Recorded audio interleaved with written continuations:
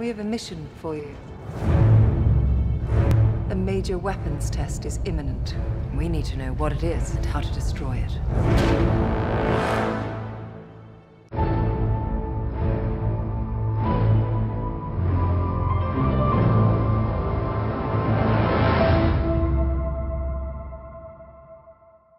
Bonjour à tous et bienvenue dans cette nouvelle vidéo.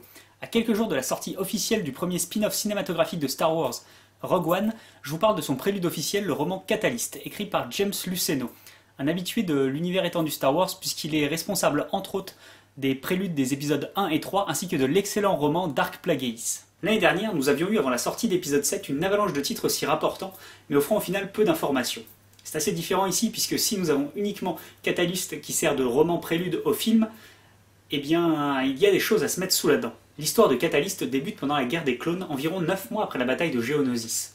Alors que Galen Erso, un spécialiste en cristallographie, effectue des recherches indépendantes sur la planète glacée de Valt en compagnie de sa femme Lyra. Objecteur de conscience, pacifiste et utopiste, il va finalement être rattrapé par la guerre lorsque les séparatistes vont prendre possession de la planète. Emprisonné durant de longs mois parce qu'il refuse de travailler pour la Confédération, il ne pourra sortir que ponctuellement, comme pour assister à la naissance de sa fille, Jean. À l'autre bout de la galaxie, le lieutenant-commandeur Orson Krennic, un vieil ami de Galen, travaille sur le projet secret de Palpatine, le projet Étoile de la Mort, la construction d'une station spatiale de combat censée mettre un terme définitif à la guerre des clones. Seul petit souci pour l'instant, l'arme principale de la station est loin d'être au point.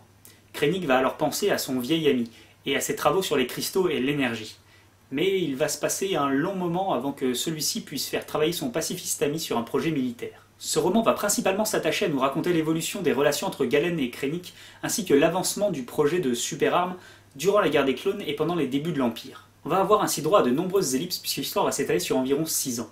6 années durant lesquelles Krennic va intriguer et manipuler pour pouvoir utiliser Galen et ses recherches, mais aussi afin de grimper les échelons dans la hiérarchie du projet super-arme. 6 années durant lesquelles Galen va tout faire pour éviter de militariser ses travaux, lui qui rêve, grâce à ses recherches sur les cristaux de Kyber, d'offrir une énergie propre et illimitée au monde de la République, puis de l'Empire. La relation entre les deux hommes est donc au cœur du roman, et c'est passionnant de découvrir ce qui les unit, eux qui se connaissent quasiment depuis l'équivalent du collège, et de découvrir ce qui les sépare. Galen est un véritable génie, obsédé par ses travaux, travaillé par sa conscience, mais parfois trop naïf et trop impliqué dans ses recherches pour réaliser vraiment ce qui se trame autour de lui. Krennic est très intelligent aussi, mais dans un autre genre, calculateur, sournois, arriviste, et obsédé par Galen. Pas uniquement par ses travaux, mais par l'homme aussi, qu'il va finir par considérer comme sa propriété. Krennic et Galen ne sont pas les seuls personnages mis en avant dans ce livre.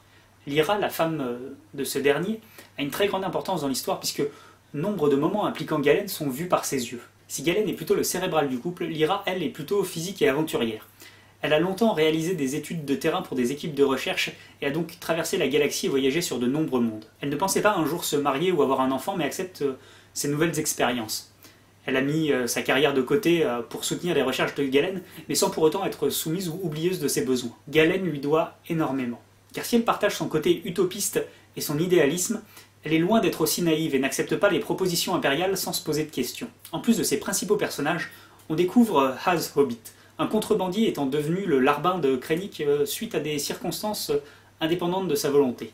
Ce n'est effectivement pas très facile de dire non à Orson Krennic. D'abord le profil type du trafiquant intéressé uniquement par l'argent, il va évoluer de manière intéressante et inattendue, avec un parcours qui n'est pas sans rappeler celui d'un certain Han Solo. Qui dit Empire et Étoile de la Mort dit Grand Moff Tarkin.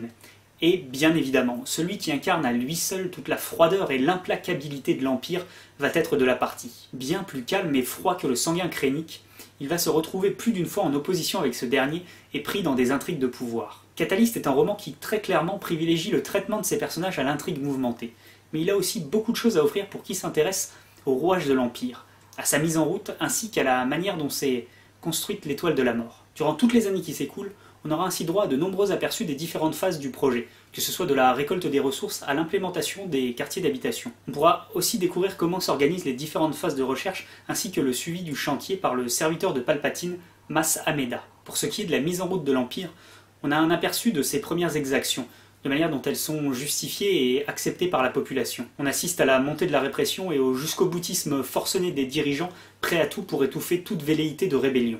Si l'on devait faire des reproches à ce roman, on pourrait dire qu'il est extrêmement frustrant par certains côtés. Effectivement, pour un prélude à Rogue One, il s'arrête environ 15 ans avant le début du film, nous laissant énormément de questions sur la manière dont les choses vont se dérouler durant cette période. Mais cette frustration a quand même un bon point, c'est qu'elle donne furieusement envie de voir le film. Et puis tout récemment, le réalisateur Gareth Edwards a révélé que son film s'ouvrait par un prologue se déroulant 15 ans avant.